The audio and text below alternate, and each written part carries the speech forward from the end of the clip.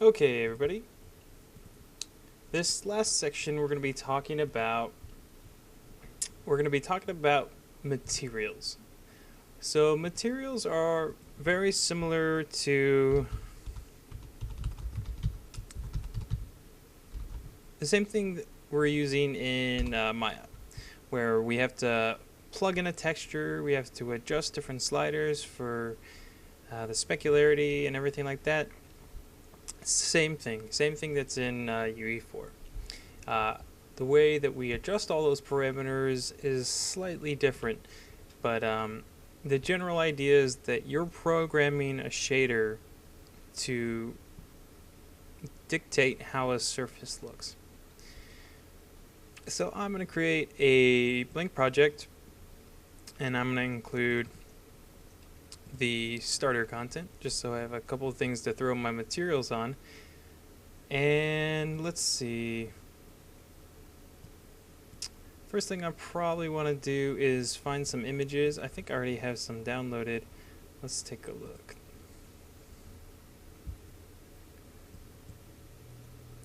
So, good materials always start with high quality textures.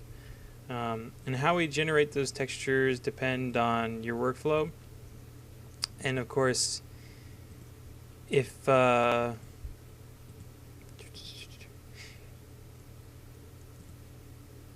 in a workflow where you have a very stylized type of scene and everything's hand painted, you're not going to create materials in the same way that you would with a super high realistic system. So I just got a couple of textures. I'm going to drop that into our class folder.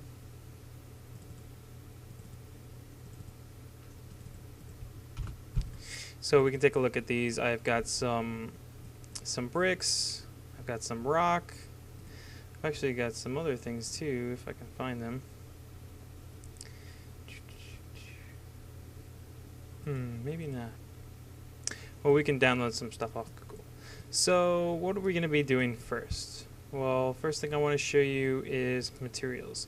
So once again, organization is really, really important for game design.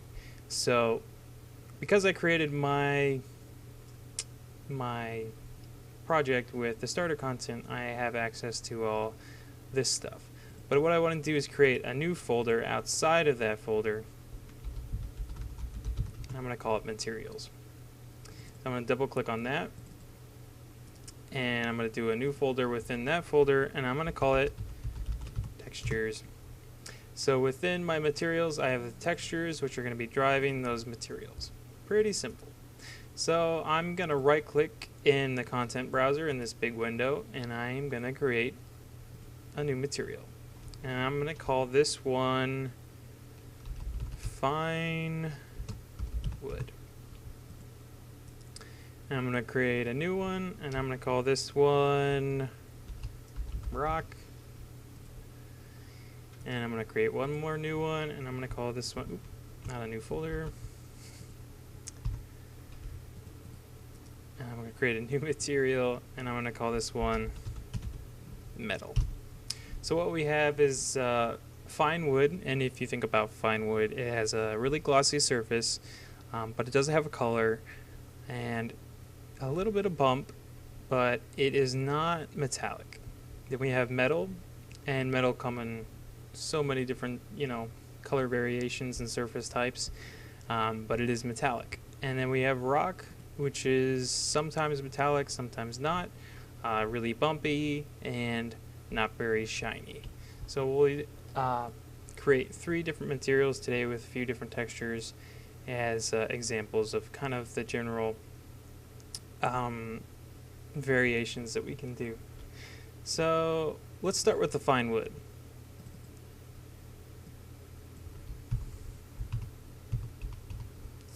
Looks like my material editor is slightly hidden. There we go. Alright, so this is the material editor. The way you move around is by holding down the right mouse button and you can drag around. Zoom in with the wheel, and that's pretty much it. It's pretty simple navigation. So what is a material in UE4? Well, in this case we have a really simple shader that has all of its light being reflected on the surface, or all of its information on the surface. This is opaque. If you want to do something like translucent or additive, kind of like a window pane with like metal grates through it, you can do additive that way. But we want like a hard surface, so we're going to go with opaque. And then shading model, you can go anything from like a toon shader, which would be unlit, to subsurface, which would be like skin, and then there's a new one which is penetrated skin, which is similar, and then clear coat, which is a way of simulating surfaces with a sheen over top, and subsurface profile, which is a third way of doing skin. Two-sided, this isn't relevant for us since we only have a opaque surface. Tangent space normals, yes, we will be using those, so that'll be on. Material attributes, yes, that's what this is. So if I click on this, it eliminates those, which you can do if you're using different methods than we are today, but we want that checked on. Translucency doesn't matter for us, and the rest of this is pretty much doesn't really matter for us. So, and the way we've used these details is just by clicking off to the side, and this details windows will pop up. So what's in a material? We have base color, which we will be using. Metallic, this is a standard value, so from 0 to 1 it either is or is not metallic, or it's somewhere in between. It can't be like 200% metallic or something like that. And then the next function is specular. Specular is how much light is bouncing off an object. This is something that's being phased out as we use more roughness. So roughness is actually calculating how rough a surface is, which actually dictates how much light is being reflected. So not only does it do what specular does, but it does quite a bit more. So that's why this is more useful, and it's also a lot more realistic. Emissive color is, if you add emissive color, you will actually add light onto an object. So light doesn't have to be bouncing off of something to view it. You can actually emit light, and it's not real light, so it won't light up a scene, but it will be brighter than everything around it. Normal, so that's pretty self-explanatory. Normal maps, pretty easy. World position offset, this is a way of animating an object based on a shader. So you can use this to simulate like ocean waves that actually have depth to it. And that's called vertex animation. We won't get into this, I don't think. Maybe that day when we have a free class, we'll talk about that later.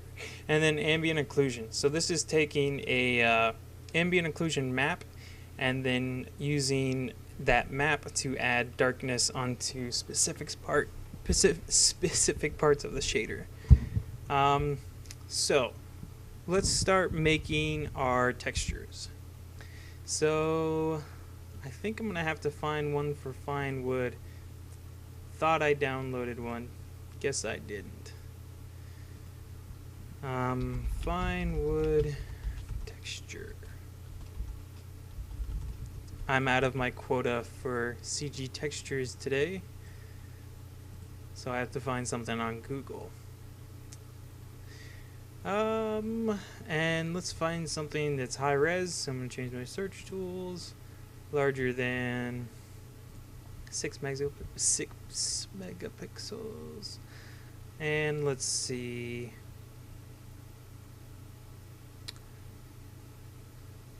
This looks nice. as long as it's full quality and doesn't have any watermarks, I think I'm going to go ahead and grab it. Ah, yes, that's beautiful. Beautiful. Save image as. Glasswork, move textures. It's a JPEG, so it's not the best quality, but it looks good anyways. So, let's grab one more thing while we're here. I'm going to look up a grunge texture. Grunge is a fun word. Let's see.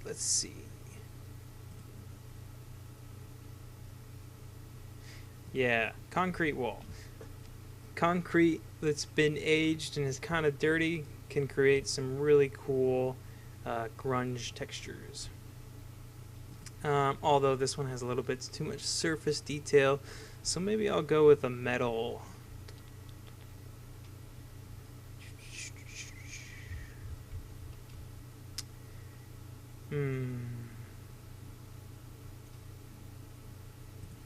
This one's kind of interesting. Black and white. Although...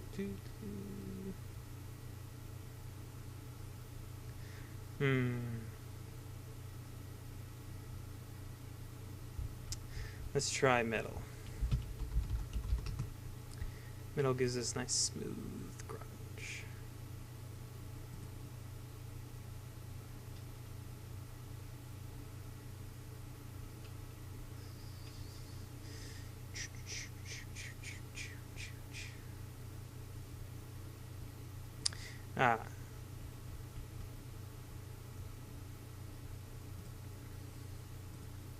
This looks like a winner.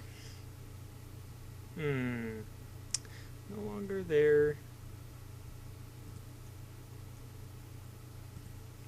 We'll just find something that works.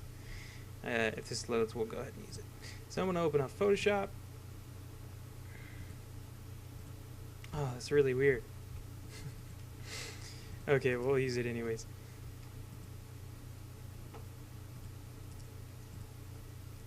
And I'm going to save it there. Alright, so I'm going to do a new project, or a new document. I'm going to make it 4096, which is a 4K resolution. And I recommend creating any document in 4090K so that you have the highest quality texture possible. If you ever have to upgrade, you can always go back to 4K. 8K is almost unheard of for the game industry, so I wouldn't worry about that quite yet. Maybe in the next couple of years. Alright, and I'm just going to go and find those textures. And I'm going to grab that wood texture and I'm going to throw it right in. I know it's not quite as big as 4K, but I'm going to make it pretty close. Alright. So now I'm going to drag that down. I'm going to make sure that it's exactly the size of my document. And hit enter. And I'm going to duplicate it. And I'm going to rotate it 180 degrees. And I'm going to snap it right about there. Place. Cool. So that was a really easy way of making a smaller texture fit a square space, and it still kind of look like wood. So something that's really important for environment art in particular is creating seamless textures. So how do we do that? Well, the first thing I want to do is grab my entire image so far. So it's 2 layers. I'm going to hit Control A, that's going to marquee select the whole thing. Control Shift C, that's going to copy whatever is visible. And Control V, I'm going to paste.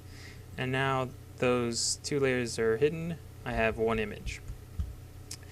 So the idea behind a seamless image is that this side, the pixels will meet up exactly with this side, and the bottom with the top, so that when this is repeated over and over, there's no edge of pixels that don't meet up. So The reason we do that is so that we can repeat an image 100 times and we don't see that texture seam, which means we can have a lot of detail repeated on a space, and we use this technique all the time. So there's a few ways to go about making the seamless textures. There's one way of using, you can use whatever this tool is, no, not the history, what is it? Content Aware. I know some people that use Content Aware, they rely on it pretty heavily. I wouldn't recommend that. There's also ways of basically painting in what's not there. I wouldn't recommend that either.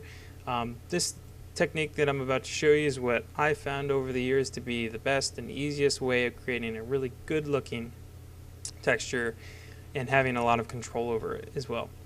So the first thing I do is have my full image, and then I want to grab this layer and duplicate it.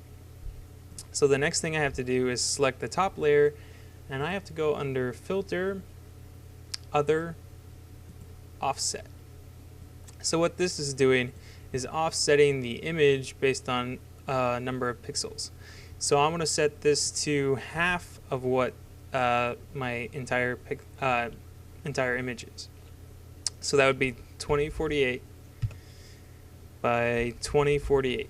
So what that's doing, it's actually really hard to see. So you see this line. It looks like this texture was already seamless. Very nearly. We don't really have to do a lot of work for this image. That's fun. Well, we'll do this again with a rock image to make it more prevalent or obvious what it does. But the basic idea is, after you've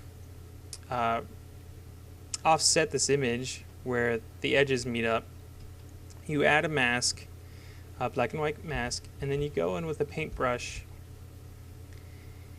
and you can go over any space where there's an edge, and you basically reveal away the bottom texture. And because of the nature of wood planks is that they are cut off at certain points, this actually worked for us, and there's only 1 pixel of a problem. So I'm actually just going to keep this as it is. I'm going to File, Save As. I'm going to save this as Targa. Go to Recent Places.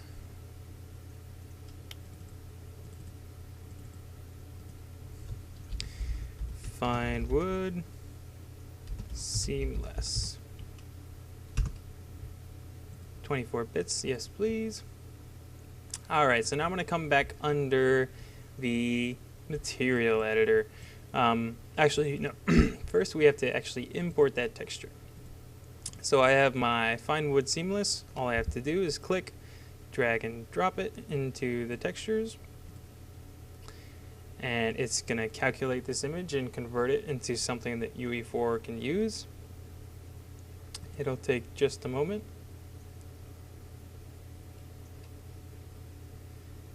Okay, and we're back. Sorry if it got a little garbled there. So now we have our fine wood texture. I'm going to move it into our actual texture folder.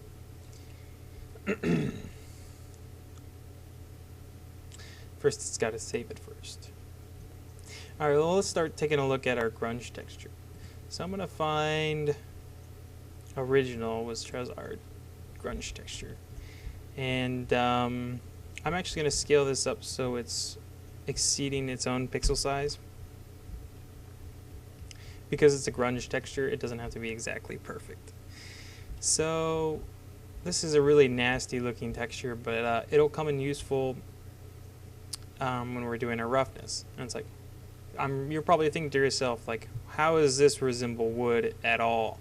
Well, it really doesn't. So when you're thinking about the roughness of a surface, it almost never matches the color of the surface.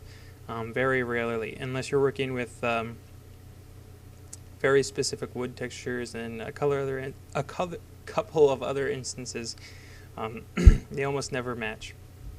So I'm going to create my seamless texture like I did before. I am going to duplicate, and then I'm going to go into filter, and I want to go into offset 2048 by 2048.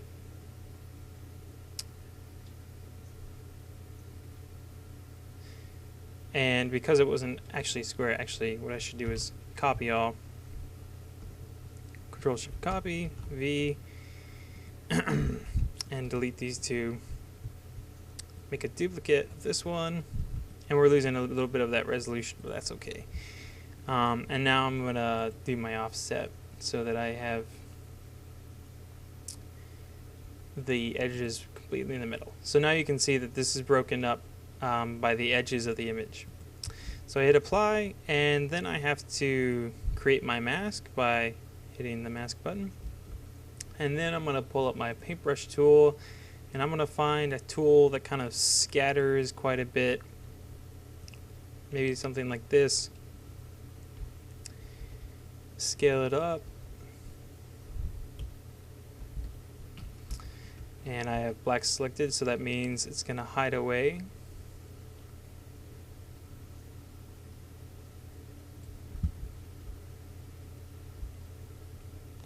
And now you can start to see what's actually going on here. So because I'm painting on top of, or I'm revealing the texture below, which doesn't have these seams, it kind of fills in the gaps. And what you end up making is kind of like a cross looking like thing. At least that's how it'll look over here in the mask. And you can see that it's actually really easy to do. It does not take much effort at all, and you end up with a really nice seamless texture.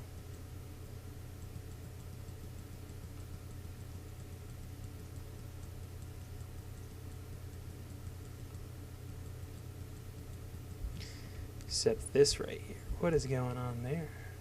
I'll change my brush to a more solid one.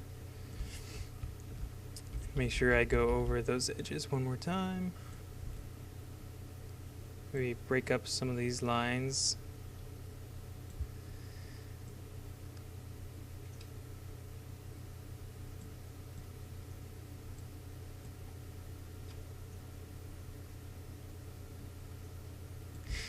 All right. So to review, what we did is have a texture, we sized it up to be square, we copied it, and we pasted it, and then we offset the image so that its texture seams would show up straight in the middle on both planes, middle and the sides. So then we make a mask and make where those seams are invisible and reveal the non-offset image behind it. Oops. So this helps us by creating a seamless texture. Looks pretty good. So the next thing I want to do is grab it all, hold Control Shift copy, paste, and now I have all of that in one texture. So if I grab this again and I go into filter offset, you can see that we have our original image, but the edges are seamless, which is great. The next thing I want to do for this is actually make it black and white, because roughness images, you only need black and white images. So I'm going to take the saturation down. And I'm going to add a levels to this, and I'm going to kind of change the contrast a bit to make it a little bit more interesting looking. But I don't want really big patches of black. I want as much range this image as I can get. So that looks pretty good. So I can go ahead and save this, file save as, and I'm going to save this as grunge. And I'm going to save it as a 16-bit because I don't have any color. And there we go. So we're looking back in here. We're going to bring up the materials now since we have a grunge and we have the wood. So I'm going to open up my texture folder and drag and drop the grunge.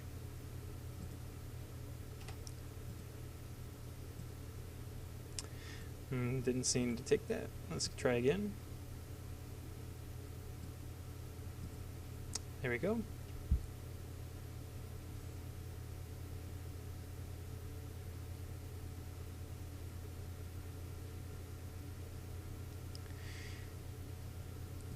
Just taking a moment, and there we go. I'm going to go ahead and save this real quick. So when it saves an image, it actually has to save its own copy of its converted file, so it takes a moment or two. So the next thing we'll be looking at after the wood is probably a metal texture. If we look at my previous, actually, you know what? We'll do the rocks and the brick next. That'll be interesting. All right, finally we're done. So I'm going to go back under my material. I'm going to open up the fine wood, and I'm going to make this large so I can get as much as I can. And open up our texture, and I'm just going to click on the fine wood texture and drop it in. So instantly we get a texture sample. So a texture sample is a node that handles any texture that's in our directory. And you'll see that there's this little node that goes to UVs. There's these on the side. There's a white one, red, green, blue, and another white. What this is this node holds all the colors, including alpha. This holds just the red channel. This one's just green. This one's just blue. And this one controls just the alpha. Now, because we want all the colors in our base color, we will grab the top white one. And you just click on it and drag it right into the base color.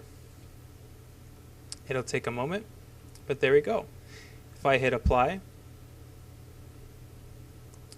and I go back to my materials, I now have a fine wood material. So I'm going to go under the starter content, grab a prop. Let's do material sphere. All right. And you know what? I'm going to grab one of these too for fun. All right. So I just grabbed a couple objects from the starter content and dragged and dropped into the scene so that we have something to apply our new material to. I'm going to grab the fine wood and I can literally just drag and drop it onto my surface. Drag and drop it. Pretty cool. Alright, so if we look at it, it's actually looking quite a bit like wood. That was pretty easy, right? Well, let's go ahead and start improving it a little bit. It could use a little bit of work, although already it looks like wood. So if I open up the materials again, I can look at my UVs. So what if I want this texture to repeat more so I can see more of it? Well, I can create a node which handles that. So it's basically a node that says, I want you to repeat the UVs this number of times. So the way we do that is by clicking and then dragging off to the left from the UVs, and I'm going to type in COOR coordinate, texture coordinate. So this is the node you get. It's red. It says text chord. And over here, after you click on it, you will see in the details there is a U tiling and a V tiling. So this is saying it's tiling in the up and the side direction. So I'm going to change this from 1 to something like 5 and a 5, and then I'm going to apply it.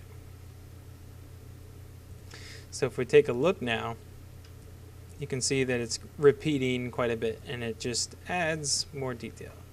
It looks like it's adding a little too much, and I kind of want to dial that down, so I'll put 2.5, just half it.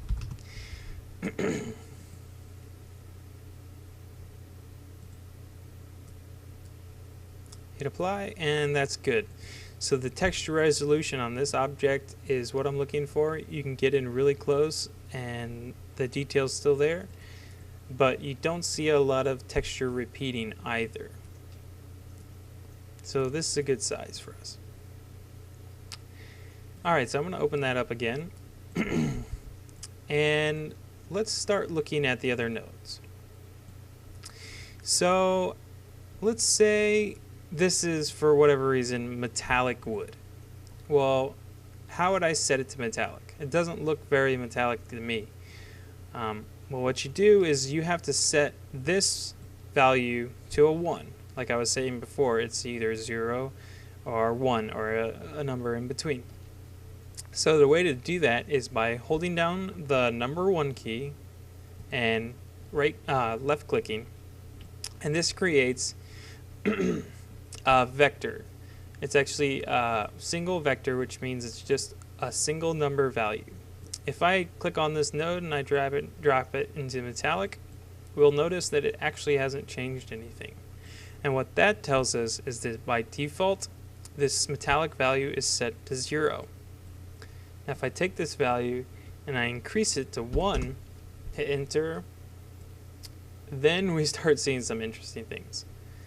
So obviously right away this starts looking quite a bit different. If I apply, we will notice that it looks pretty much nothing like wood anymore. But it looks pretty cool. So I know this is wood, I know it's not metal, so I'm going to set this back to 0. Even though it doesn't look quite as cool, we'll fix that. So what's the next thing I want to do? Well, we want to start playing around with the specular and the roughness. So how do we adjust roughness? Well, if I grab another one of these single vector nodes, I can drag and drop that into specular, and you can see what it did. If I hit apply,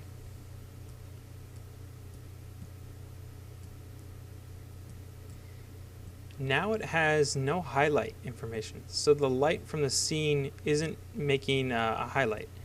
And this would be okay if our wood was like plywood or any kind of wood that's not very shiny, but we're making fine wood, so we want this value to be high. And something about specular is that it doesn't have to be 0 to 1. It can be quite high. So if I set it to something like 10 and hit apply, we'll see that it's now quite shiny. More like fine wood would be. But this isn't all that we're going to have to do for this. The next thing we want to do is create one more. So hold down the 1 key and create a new node, and I'm going to plug this one into roughness. Now you can see that that changes things dramatically. If I set it to 0, what it's basically telling is that this surface is as smooth as possible. 0 is pretty much an unrealistic value. Nothing is perfectly mirror except a mirror, right? So we'd probably have to set this to a lower value. We can set it to something like 0.2.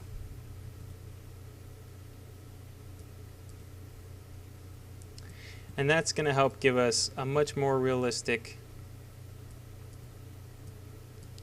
looking surface. So I'm going to grab the reflection sphere. I'm I'm going to move it down so that it's getting more information from the surface of this table. So you can see what I mean by that is if I move it under the table, it changes the lighting. If it's way up here, it's not going to get quite the right correct reflection, so I'm going to move it down closer to the level of what this object is at. Alright, so our wood is looking pretty good. It's very shiny. It's got cool looking textures on it. Problem is though, is that wood is almost never this clean, even fine wood, unless you're looking at like something that's fresh out of the carpenter's office. So if we're talking about wood floors, there's always going to be some scuffs, some grunge. So that's what we're going to add. So what I can do is use a black and white image, and I'm going to drag and drop this. And what this is going to do is dictate what is rough and what is not rough. So in this image, anything that's white is going to be super rough, not reflect any light at all. Anything that is pure black is going to be super shiny. So basically what that means for us is that black is 0 in roughness and white is a 1. So if we just drag and drop this into roughness, we'll start seeing some interesting things going on. So I can hit apply and see what it looks like in the scene. Yes, much more interesting now.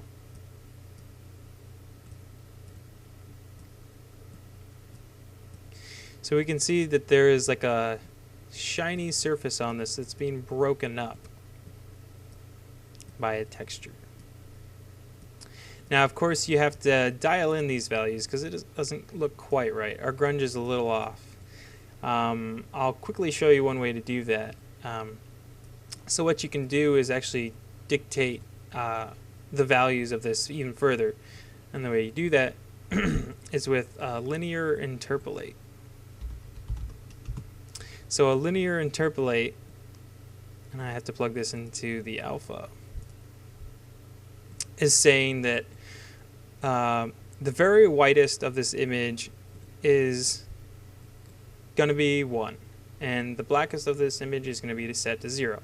Basically, by default, it's set to exactly what it'd be if we plug this straight in. So if I plug this straight in now and hit apply, it shouldn't make too much of a difference in what we see. Yeah, it looks pretty much the same. But like I was saying before, we don't want our roughness to ever reach anything close to 0. We want it to be far from 0. So what I can do is, instead of saying I want 0 to be the lowest value, I can say 0.2 to be my lowest value. I hit apply now. I can minimize this. And now we can take a look at this, and it's starting to look much, much better. It doesn't have that crazy high gloss that it did before, but it's still being broken up.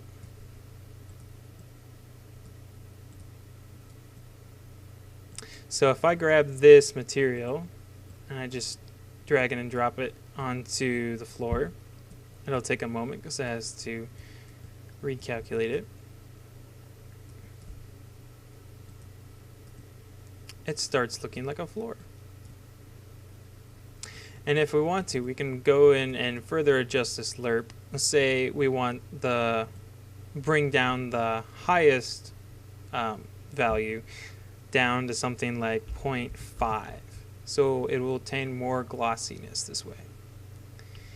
But what you're effectively doing is changing the contrast of that image. So there'll be less variation between what's shiny and what's not. But what it does for us is add some subtlety to this grunge.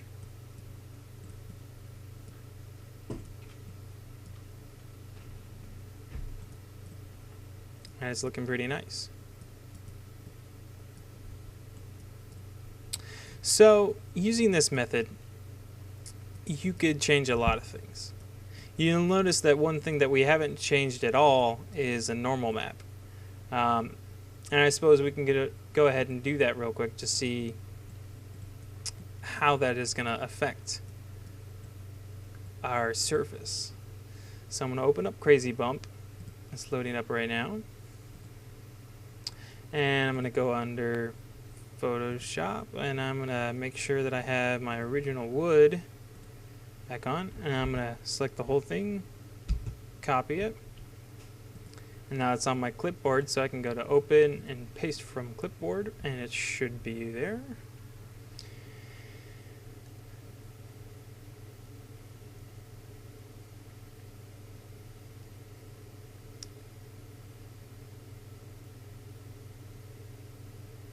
No, it looks like it actually copied something else. Let's try that again.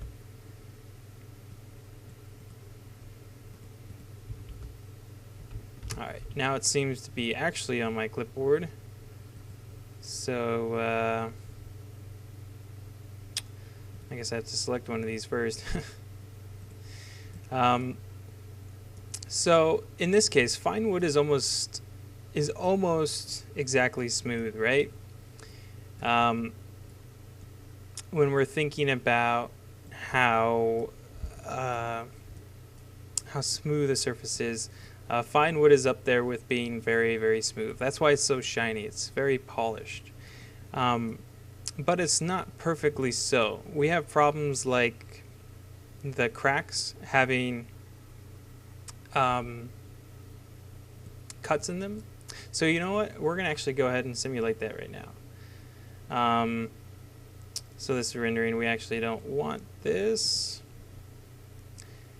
We'll go back to open, but the first thing I want to do is make a new map, which is going to be for a normal map. So the way I'm going to do this is by copying everything.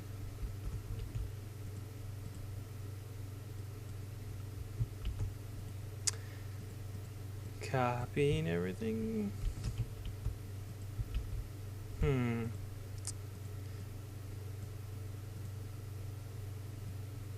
Try it this way instead.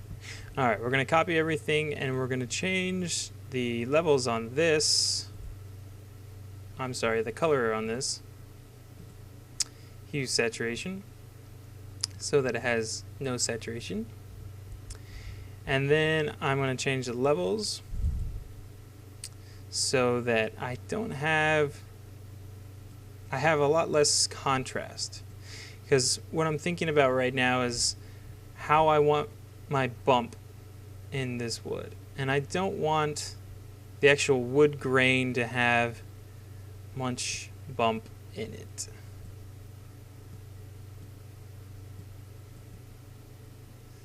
So I'm just grabbing this parameter and kind of changing things around a bit.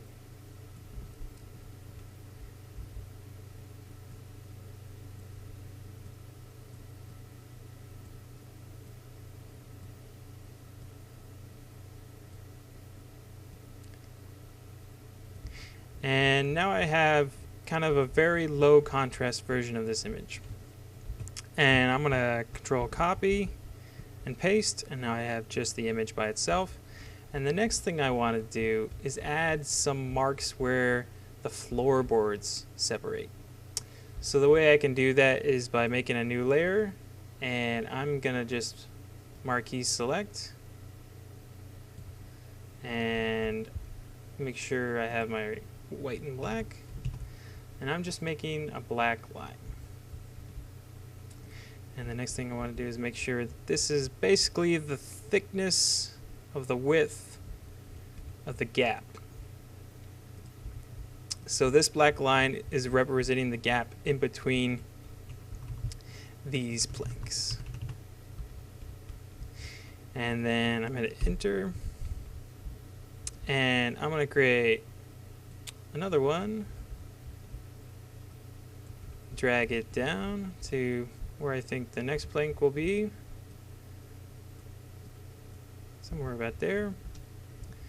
And then I can grab both of these, two birds with one stone, and I'm doing this very roughly. Grab all 4 now.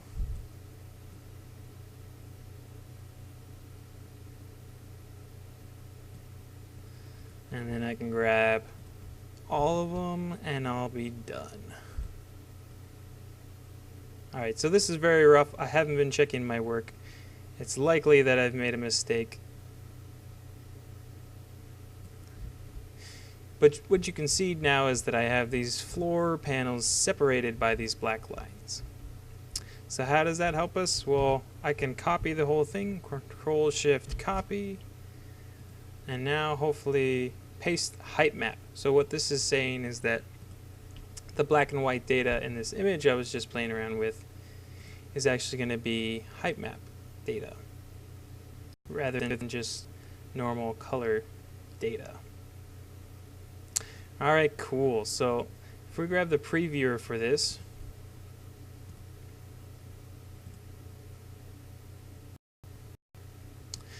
now we can start taking a look at it, and it looks quite a bit like wood planks. I'm gonna go ahead and set everything down to 0 initially though.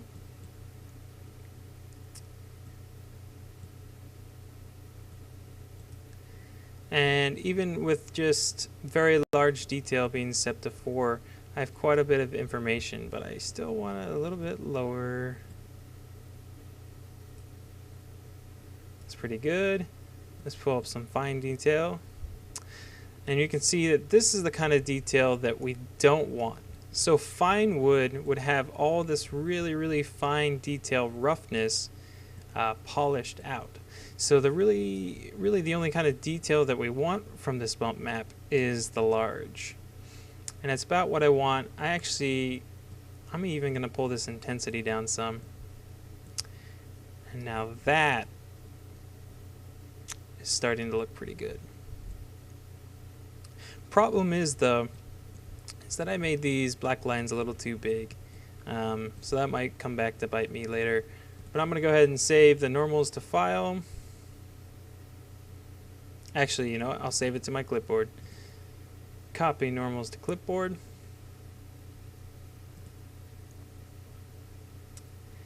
And I am going to go back into Photoshop.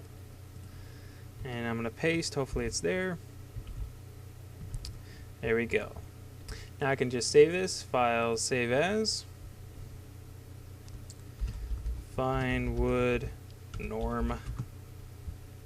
Oh, I saved the PSD, which is the whole thing. That's okay. It's about time I did that. I'm going to save this as a Targa this time. Targa. Make sure it's a 24-bit. We do need color information this time. And now I'm going to finally go back into my editor for UE4, grab the normal map, drag and drop it into textures. Texture fine wood was imported as a normal map. Thanks for knowing. And then we have to go under our materials, open up our fine wood, and I'm gonna grab my normal map texture into here. And what I can actually do is grab my texture coordinate, which I used for my color, and plug that straight into the normal map. So these are now matched with their UV tiling. I'm going to plug this straight into normal. Hit apply. And we'll see what we get. It's a pretty subtle normal map, so it won't be dramatically different. But as we can see, it adds enough variation where it looks even more real. So you can see that this actually didn't take much time and added a lot of detail really quickly.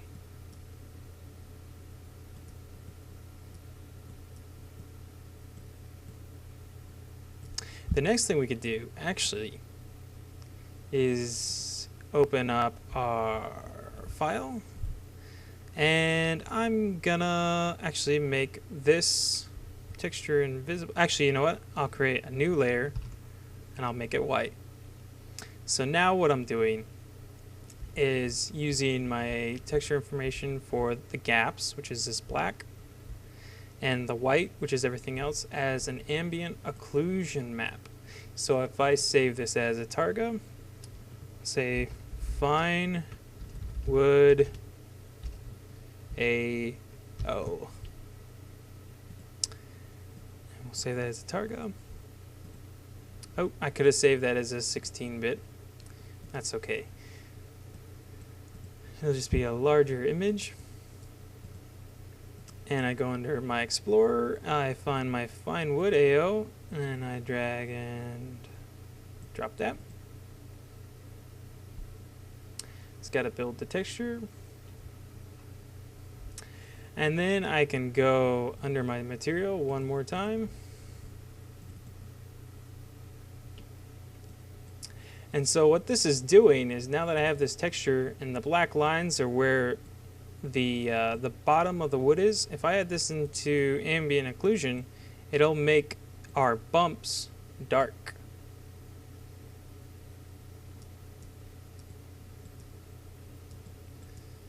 Doesn't seem to be, oh, that's right. Texture coordinates have to match. And there we go. It's a little hard to see if we go ahead and apply.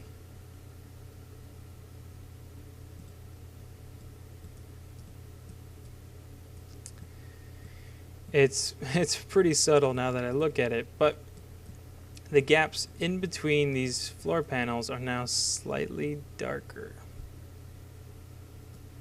So just adding a little bit more realism.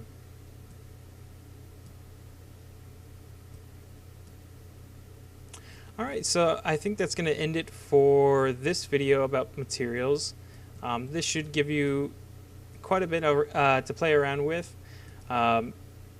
So if you were doing a metallic texture, you would go through the same exact process, except instead of using or setting your metallic value to 0, you would set it to 1. And like I said, you have to go around with your roughness and play around with it. Oh, I'll explain one more thing. So back in the day, what we used to do is use an image similar to this, a black and white image, as our specular values. This is something that's still commonly used because not everybody is using PBR materials. But let me show you an example of what that can do. So if I break the roughness link, I'll now have the same material that we were looking at before. Instead though, I'm going to grab the red value of this texture, which is black and white, so it's still going to be black and white, and I'm going to plug this into specular and see what I get. If I hit apply, it'll take just a moment. You can see now that it's doing something similar to what roughness is doing, but it's not doing it in as good as well as it was. But what happens if we combine these two? Let's take a look.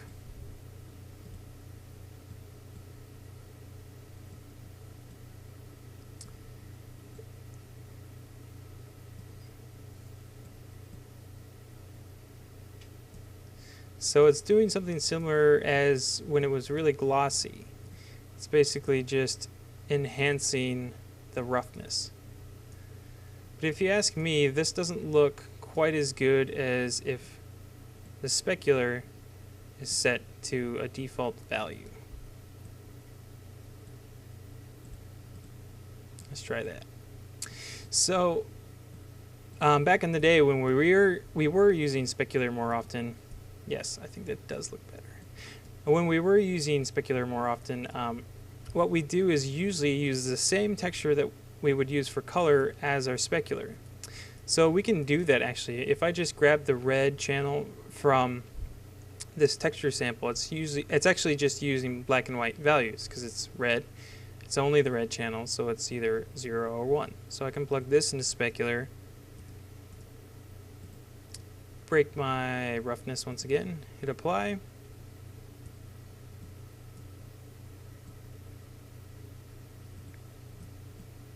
And you can see that you actually get quite a good looking material still. It's not nearly as glossy as before, but it's pretty convincing still. Something you can do to even further enhance this is, well, actually, we'll try something else now. So instead of using this red channel just for specular, what if we use it for roughness also?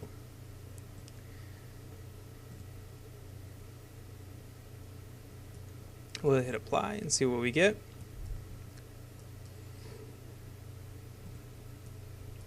And now we can start seeing why we don't use the same texture for roughness as we do for the color.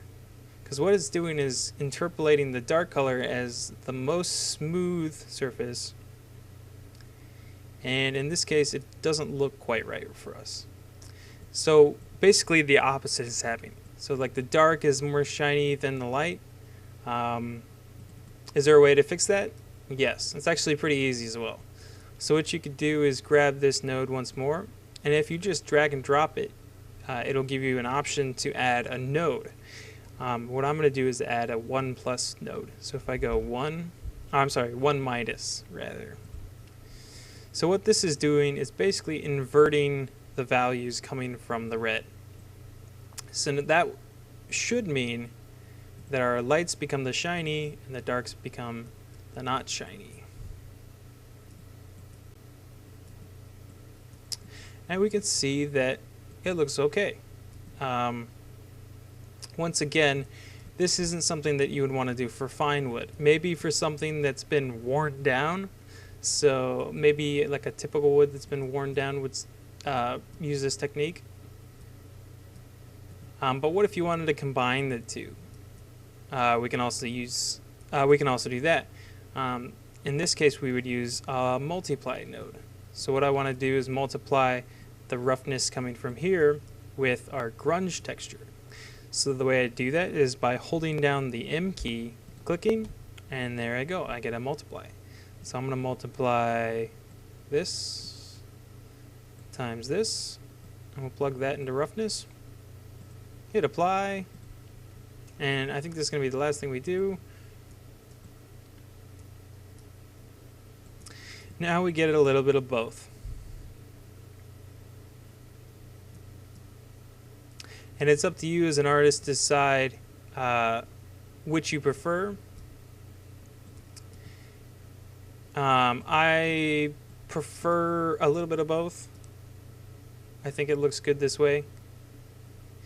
I would consider possibly changing the bump value either higher or lower to help enhance this.